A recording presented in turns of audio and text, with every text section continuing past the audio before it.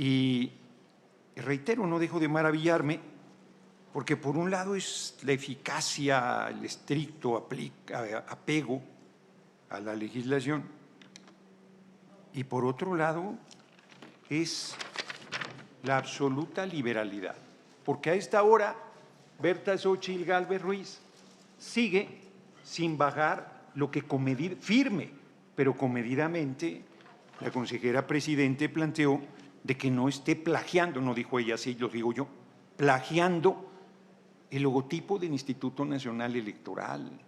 ¿Cómo puede haber tanta firmeza en las sanciones, por un lado, y tanta laxitud? Yo creo que da para proceso penal esto. Yo creo, quienes ayer decían que no prejuzgaban, y me imagino que con esa capacidad impresionante de trabajo que tienen habrán tenido tiempo de entrar a las redes de la candidata Berta Xóchitl Gálvez Ruiz y haberse dado cuenta del descaro con el que utiliza el logotipo del INE.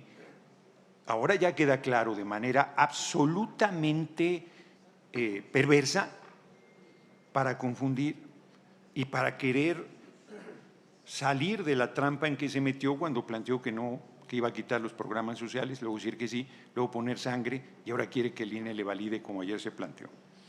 Yo no concibo que a estas alturas no se hayan tomado medidas cautelares sobre este tema. Me parece un hecho que está sentando un precedente gravísimo. ¿Qué pasaría si nosotros usamos el logotipo del PRI, del PAN para cualquier mensaje? Sería gravísimo. Del INE, eso es brutal, es demoledor, es de una irresponsabilidad inconmensurable. Y por lo mismo creo que Berta Xóchitl Gálvez Ruiz no puede quedar impune en el uso del logotipo del Instituto Nacional Electoral. Yo, como veo lento el asunto, ya en unos minutos vamos a presentar una solicitud formal de que se abra un proceso penal por el uso de emblemas del INE por una candidata.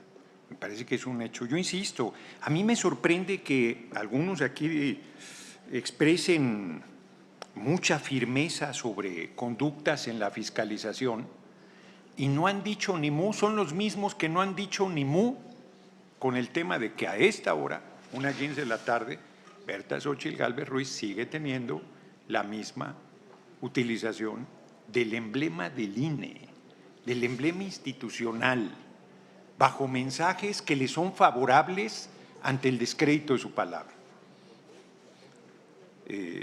No dejo de sorprenderme. No dejo de sorprenderme porque esto es peor que un cohecho. Esto es peor que, reitero, en la historia de los procesos electorales del país, ninguna candidata, candidato se había atrevido a semejante temeridad. Es un hecho de una gravedad, a mí me parece inédita, muy fuerte, que no debe quedar impune. Quisiera referirme al tema motivado, se fue ya Silvano Garay, pero su intervención me motivó a participar porque creo que aborda la necesidad, y lo aborda de manera correcta, como ya algunos más lo han hecho, de que debemos de buscar perfeccionar el sistema de fiscalización que tenemos hoy de manera institucional. Se han dado avances muy importantes en fiscalización, no deberíamos de regatear esos avances. Desde que llegamos o que llegó el IFE en su momento, aquellos dos grandes casos emblemáticos de amigos de Fox y del Pemex Gate, a la fecha, la fortaleza de ahora el INE en materia de fiscalización ha aumentado mucho. La desaparición de los secretos, de todos los secretos que existían, la capacidad y los dientes que se le han dado al área de fiscalización han sido muy importantes, pero evidentemente la dinámica electoral crece, camina, evoluciona y debemos también de tratar de buscar evolucionar en materia de fiscalización. Los partidos políticos todos hemos metido en complicaciones al Instituto Nacional Electoral y al área de fiscalización. Tal vez el hecho más grave que ha tenido bajo presión a esta área fue el adelantamiento de las campañas presidenciales. Pasada la elección del 21, el presidente de la República decidió destapar a sus aspirantes, no le digo como él les dice, y arrancó una clara campaña anticipada que metió en crisis toda el área de fiscalización. He visto que se han hecho esfuerzos por tratar de no dejar que el fenómeno avance sin que la autoridad intervenga, pero digamos la verdad, ese fue un elemento de presión muy alta para toda la fiscalización, sobre todo de las precampañas o de las campañas anticipadas. En el caso de la coalición nuestra y de nuestro partido, interpusimos los recursos ante las autoridades correspondientes para tratar de detener estas campañas anticipadas, pero no lo logramos. Y comenzó a haber una inequidad muy grande en el proceso. No es lo mismo quien arranca meses antes a quien arranca años antes y con una cantidad tan importante de dinero y de recursos que se desplegaron por todo el país. No en balde, no es casualidad que el partido más multado por estas circunstancias sea Morena. Es el partido que más ha sido multado por esta circunstancia, pero metimos en crisis al conjunto. Hubo un momento que después de meses y de años intentando parar las precampañas, hay que decirlo con realidad, nuestra coalición también decidió abrir un proceso adelantado. 2 años y medio después, pero ya era un asunto pues de una decisión política, que decirlo, lo estoy diciendo a título personal, porque creo que mis dirigentes no reconocerían esta circunstancia. Se tuvo que tomar una decisión política porque lo que se nos pedía por otros partidos, en el caso de nuestros amigos de Movimiento Ciudadanos, espérense hasta que arranquen las campañas en, no me acuerdo si noviembre, la fecha, y ya entonces, porque si no, todos vamos a hacer, y nosotros decíamos, mira tú, nos esperamos y les dejamos que sigan avanzando, durante meses y durante años, impulsados desde la presidencia y con un despliegue de recursos impresionante que se vio, que nadie aquí puede ocultar, el de es Claudia o el de no es Claudia, ahora es Adán, o el del que ustedes quieran y manden, que estaban en una campaña desaforada. Era un suicidio político, porque además primero fuimos a las autoridades, recibimos negativas, no pudimos detenerla, intentamos que todo el mundo estuviéramos con un piso y ya era una decisión política, decir te llegas con toda la desigualdad al arranque en noviembre de las precampañas. Aún así, en este momento estamos tratando de que nuestra aspirante llegue a los niveles de conocimiento que tiene Claudia, porque ese fue un arranque absolutamente desproporcionado. Bueno, ya está, es algo que hay que intentar resolver. Ese es si esto se va a repetir cada elección presidencial y no tenemos manera de parar las campañas anticipadas, entonces vamos a tener un problema que va a dañar nuestra democracia. Es algo que hay que resolver. Yo creo que lo que hay que tratar de fortalecer es el área de fiscalización. El austericidio al que ha sido sometido al INE no le permite, por ejemplo, que tenga un departamento por cada uno de los distritos federales de fiscalización. Yo sí creo que la fiscalización debe de ser central. Creo que ese esquema está bien, pero aunque es una área fuerte, sigue teniendo escasez de recursos, y más cuando se tomaron decisiones que ahogan económicamente al Instituto Nacional Electoral. En esa y en otras áreas, no es cierto que no ha tenido un efecto los recortes presupuestales sobre la estructura y sobre las funciones y las capacidades que tiene el Instituto Nacional Electoral. Hay que volver a revertir esta idea del austericidio para volver a dotar de los recursos suficientes a este órgano para que lo pueda abordar. Yo creo que una propuesta que hay que analizar para el futuro, que estuvo muy cerca de ser aprobada en la reforma de 2014, de hecho lo teníamos en los borradores de los partidos políticos y el gobierno, era la chequera única, como le llamábamos nosotros. Porque hay que reconocer que vivimos un fenómeno, hay doble y triple contabilidad, porque no es en línea la fiscalización. Lo que nosotros proponíamos, porque fue una propuesta nuestra, es que el INE tuviera la chequera de los partidos en tiempos de campaña electoral. Si nosotros decidimos poner 1000 espectaculares, nosotros podemos en nuestra libertad decidir el tipo de mensaje, con quién se contrata, dónde se ubican, y el INE tiene 300 oficinas para pagar esos espectaculares. Evitar la doble contabilidad. Y como eso, muchísimas otras cosas que puede ir pagando el INE y ir teniendo la fiscalización en línea. Porque lo que permitimos es que despachos contables de partidos políticos arreglen posteriormente la presentación de sus informes.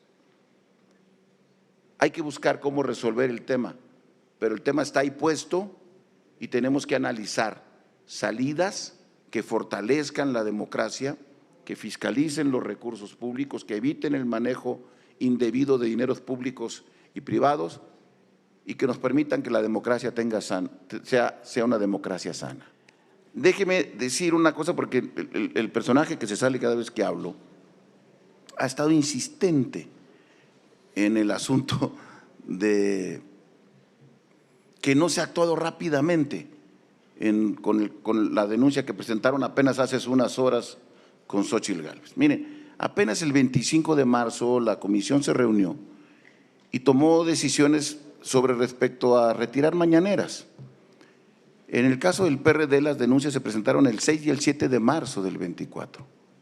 Sobre las mañaneras del 3, 4, 6 y 7 de marzo. Pasó ese tiempo en sustanciar las cosas que tuvieron que hacer para emitir una resolución el 25 de marzo, cuando nosotros presentamos las quejas desde el 6 y 7 de marzo. No vinimos aquí nunca a renegar y a estar con estos desfiguros con los que se están aquí planteando como que si ayer en la noche hicieron y ya ahorita les surge que en 12, 14 horas se tomen medidas. Y el PAN había impugnado también mañaneras desde el 18 de febrero, mismas que fueron desahogadas el mismo 25 de marzo. Sobre las mañaneras del 6, 7, 8 y 9 de febrero.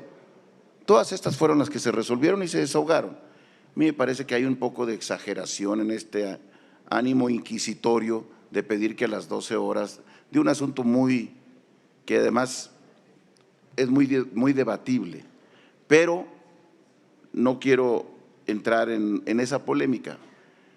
Desde el día de ayer que la presidenta hizo una recomendación, nuestra candidata retiró el tuit donde venían las imágenes del INE.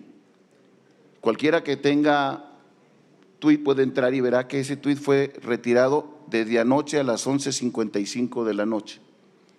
Yo no sé si tenga un dispositivo muy viejo y no se le actualice y no haya visto, pero eso se retiró desde anoche. ¿Cuál es la diferencia? Hubo una recomendación, ni siquiera una decisión formal de este INE, y nuestra candidata la acató. Cada vez que el presidente es requerido para que no participe, lo vuelve a desacatar. Esa es la diferencia entre unos y otros. A ver, yo lo que de verdad sí no doy crédito es que la oposición, qué mala defensa tiene Berta Xóchitl Gálvez Ruiz. Ayer presentamos la prueba del uso del logotipo del INE y la presidenta, consejera presidente, firme y gentil, planteó que esto debería retirarse. Pues que es un hecho grave. Aquí hubo varias expresiones sobre la gravedad. Es un hecho inédito, es un plagio, diría yo, mínimo, una utilización ilegal. Yo tengo aquí la foto, todavía cerca de las 12, seguía en las redes sociales de la candidata Berta Xóchitl Gálvez Ruiz esta propaganda de 4 carteles, que además ahora se van difundiendo por la propia militancia del Frente de Derecha para confundir al electorado. Hay una mala fe evidente porque ella dijo que iba a quitar los programas sociales, luego dijo que no, luego firmó con sangre, ya no le cree nadie y ahora quiere usar al INE. Hay una mala fe absoluta en el tema. Es mucho más grave, yo insisto, que el hecho de cohecho. Y son muy expeditos en algunas medidas cautelares y en esta me parece que es gravísimo el hecho inédito, el hecho que sea una candidatura presidencial, el hecho de que a pesar de un llamado comedido se haya respondido con, por decirlo suave, negligencia, con desprecio a la petición, pues me parece pues muy, muy delicado. Entonces, nosotros, yo salí hace un momento porque estamos afinando la solicitud de un proceso penal, inclusive, así como el que intentó un cohecho debe ser efectivamente denunciado penalmente, que no usa el emblema del INE.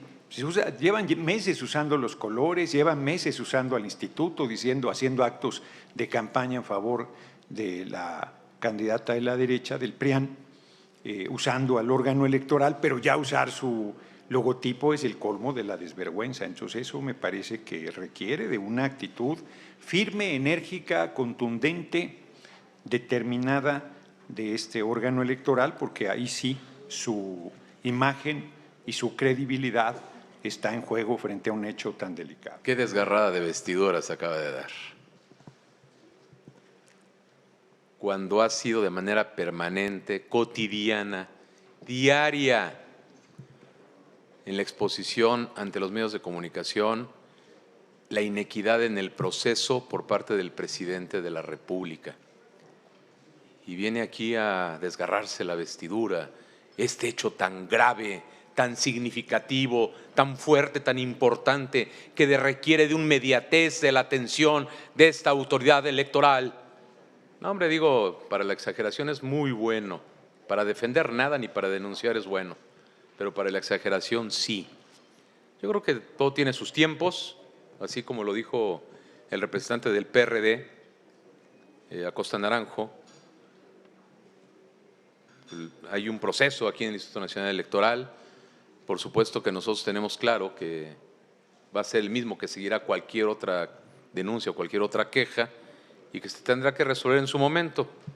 Y creo que sí tiene que pedirle a sus asesores aquí en el Instituto Nacional Electoral que le puedan explicar cuál es la tipicidad del plagio, en qué caso se da, porque dijo hace rato que el tipo penal a aplicar por esta denuncia penal que piensan ellos presentar, tampoco dijo ante qué autoridad, por tratarse de una materia electoral.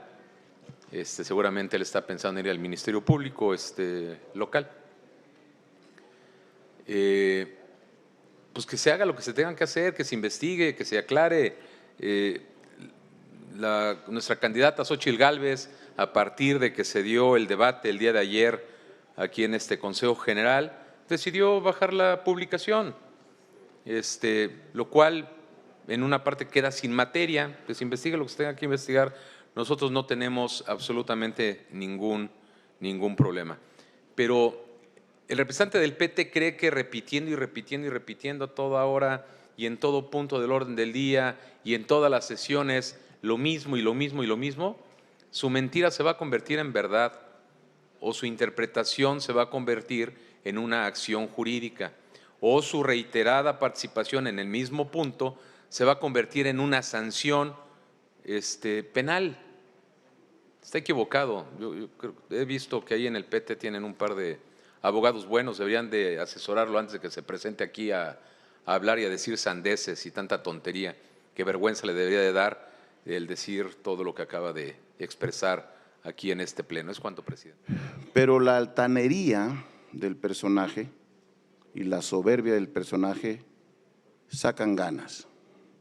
Cuando iba yo llegando aquí, estaban aprobando el orden del día y no me dejó de llamar la atención con cierta sonrisa, que en su tremendo egocentrismo, Gerardo Fernández Noroña diga, y ahora no hay ningún punto donde vayan a hablar de mí.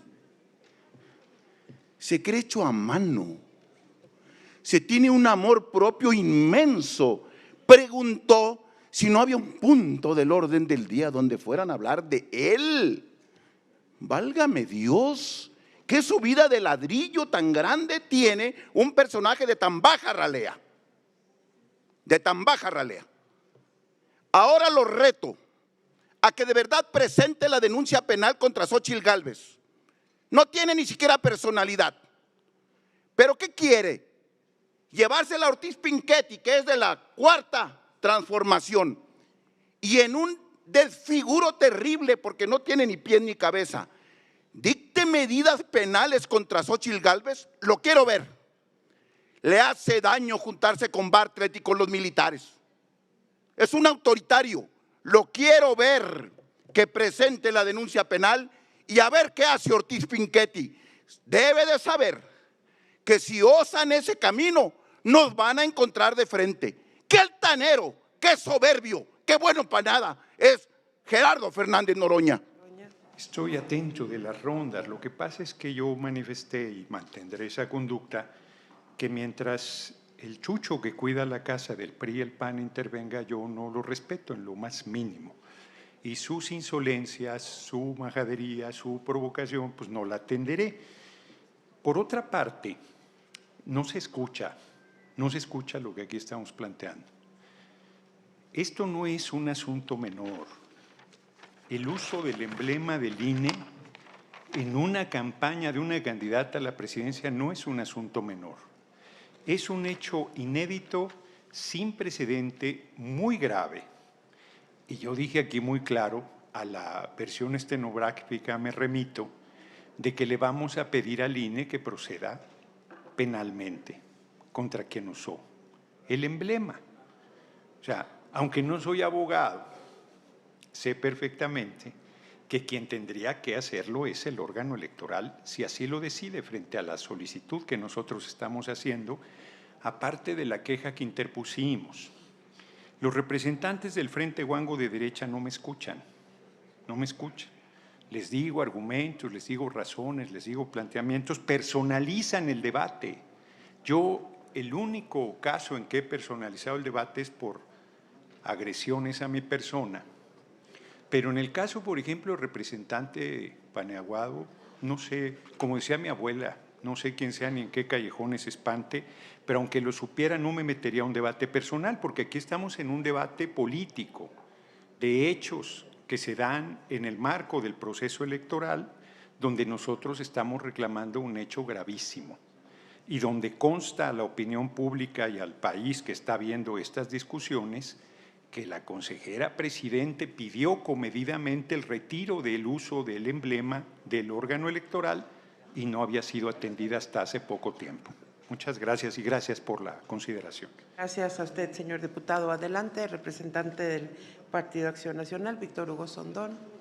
La insistencia en cualquier parte del mundo se llama terquedad, insolencia, necedad. No sé si eso se lo habrán dicho también de pequeño quien refirió. Pero es claro, pues que si se lo han dicho, como se lo estoy diciendo yo ahora, pues no atiende nada. Ya se expresó este tema y parece que nadie ha dicho nada, porque vuelve a insistir sobre lo mismo, vuelve a insistir sobre lo mismo y vuelve a reiterar lo mismo. Bueno, pues ¿qué es lo que tiene como respuesta? Pues otra vez la misma respuesta al necio, al que no entiende, ese que no entiende de razones. Por ahí había una canción que se le deben de haber dedicado a él. No tiene personalidad jurídica, ya se lo dijeron. Y él dijo que iban a presentar una denuncia penal. Aquí lo dijo, ahí está la versión estenográfica, ahí está la grabación. Él dijo que ellos iban a presentar una denuncia penal. Pues adelante, que la presenten. Ahora, no es un tema de que sea o no abogado. Pues, bueno, pues alguien se especializa siempre en algo y estudia algo. Ese no es el problema. El problema es que no se asesoren, que no pregunten antes de venir aquí a decir tonterías y sandeces. Tienen un buen presupuesto y cuando les hace falta presupuesto recurren al del gobierno. Entonces, y si no, pues pregunten en las mañaneras, que todo el tiempo está en campaña permanente, y son recursos públicos. Y eso sí, no acusan congruencia. Nada más vienen aquí a alegar sobre el punto que les interesa, que quieren y exigen. No son sus tiempos, señor, no son sus tiempos, ni es su propia ley, ni es lo que usted cree que debe de ser. Es lo que es y es lo que marca la ley. Punto. Nada más es eso. Y si usted decidió salirse a la interpretación de alguien de algo, al hacer uso de la palabra, pues ni modo, si no alcanza el uso de la palabra, señor, no vamos a tener que estar esperando por una decisión cobarde que usted tomó. ¿Es cuánto? Voy a ser muy cuidadoso porque la vez pasada con López San Martín hice un comentario correcto, yo diría, y ya después estaban diciendo que yo lo había defendido y que había cambiado de opinión, ¿no? Yo dije que era un buen periodista que se había corrido a la derecha. Tenemos una dificultad para decidir sobre las personas que van a moderar porque a la exigencia de imparcialidad siempre hay que reconocer existe un elemento subjetivo, un elemento personalísimo que entra y sobre todo estando en juego nada menos que la disputa democrática por la presidencia de la República. Eso genera tensiones adicionales, genera preocupaciones sobre el desempeño, porque además, como decía mi abuela, el que con atole se quema hasta el coco que le sopla, pues hemos vivido nosotros, nuestro movimiento, moderaciones que no lo son y que se convierten en un actor más en contra de nuestra candidatura. El hecho más reciente fue el de Delfina Gómez Álvarez cuando era hoy gobernadora y fue candidata al gobierno del Estado de México. O sea, no estoy hablando en abstracto. En el primer debate se decidió una propuesta hecha por nosotros y una propuesta hecha por el Frente de Derecha, del PRIAN. Ahora se ha tomado la determinación de elegir a dos periodistas de larga trayectoria, sin duda, de merecimientos. Son profesionales, pues prácticamente todos los que se dedican al periodismo son profesionales. Y yo no quiero dejar de plantear que sus posiciones pues son de derecha. ¿Puede alguien que tiene posiciones de derecha asumir una moderación por encima? Sí, sí puede. Sí, sí puede, sin duda. Denis Merker ayer, cuando yo les digo que no nos oyen, yo justo decía que había sido crítica con nuestro movimiento y que a pesar de eso la habíamos propuesto porque ella ha hecho un esfuerzo en su ejercicio profesional de ubicarse por encima de las pasiones políticas. Yo no sé por quién vote, por ejemplo, Denis Merker. Sorpresas te da la vida. La verdad es que no sabría por quién votó en 2018. Entonces, solo para demostrar que en su ejercicio profesional no ves que tenga una carga hacia alguno de los bloques que está buscando, de las dos posiciones que hay por encabezar los rumbos del país. Entonces, yo veo, sí, dos propuestas de derecha en ambos moderadores y bueno, esperaría que asuman una conducción imparcial, porque además, una vez que el Consejo General del INE lo defina, y lo definirán más allá de lo que nosotros digamos, de hecho esta determinación está tomada y solamente se va a formalizar, no lo digo como una crítica, es así el proceso y no lo estoy descalificando, solamente estamos en la aduana de pasar por la reflexión final sobre estas dos personas que van a moderar. Ya veremos en el primer ejercicio cómo se dan el ejercicio mismo, y tendremos de ahí elementos para poder mejorar las decisiones en el último debate, seguramente. Yo quiero finalizar planteando que todas las intervenciones que hago aquí son con pruebas de lo que venimos reclamando. Está un recurso pidiendo que se modifique la moderación de López San Martín, que todavía no se ha resuelto, aunque aquí se han expuesto argumentos que le cierran a toda posibilidad de esa revisión. Ahora, el día de ayer, aquí, mientras estaba la sesión, en algún momento aprovechamos para interponer una denuncia, una queja en contra de Berta Xóchitl Gálvez Ruiz por el hecho de coacción del voto. De hecho, lo traté en Asuntos Generales. Ella le ha pedido a los empresarios Coparmex que convenzan a sus trabajadores para que voten en su favor. Es evidente que cuando hay una relación de subordinación no se convence. O sea, si yo convenciera a una persona para que tuviera alguna relación más allá de lo laboral conmigo siendo su jefe, es evidente que estoy usando el poder que tengo y es una práctica incorrecta, indebida, y inclusive la ley considera así este tipo de conductas. En el caso de trabajadores, trabajadoras, están en una relación de subordinación y de debilidad. Bueno, ayer apenas, no tiene ni 24 horas que lo metimos y ya nos respondió la Unidad Técnica de lo Contencioso Electoral. ¡Qué agilidad! Para esto sí son muy ágiles, para lo de los anuncios de Berta Xóchitl Gálvez Ruiz usando el emblema del INE, no. Pero para eso ya nos dijeron que no procede, porque le está pidiendo que convenzan y que no tiene mayores elementos. De esto estamos hablando cuando hablamos de doble rasero y de celeridad. Cuando nosotros reclamamos algo, son muy diligentes. Cuando solicitamos algo, no lo son. Cuando hay hechos gravísimos como los millones de dólares de la campaña narco-presidente, narco-candidata, por más que les moleste que lo vuelva a reiterar, es que está impune el hecho, no pasa nada. Con los anuncios, usando el emblema del INE que Xóchitl Gálvez Ruiz hace y que a los representantes de la derecha les parece una cosa menor, tampoco ha pasado nada. Pero a nuestra petición de una posible coacción del voto, no nos dijeron que está mal hecha, dijeron que no tiene pruebas, aunque las pruebas están ahí, y dicen que es derecho de los empleadores, es derecho de Berta Xóchitl Gálvez Ruiz pedirle a los empleadores que convenzan a sus trabajadores de que voten por ella. Bueno, no dejaremos de alzar la voz frente a estas cosas y a pesar de eso, ahora sí que, como dice la canción, venceremos. Muchas gracias por su atención.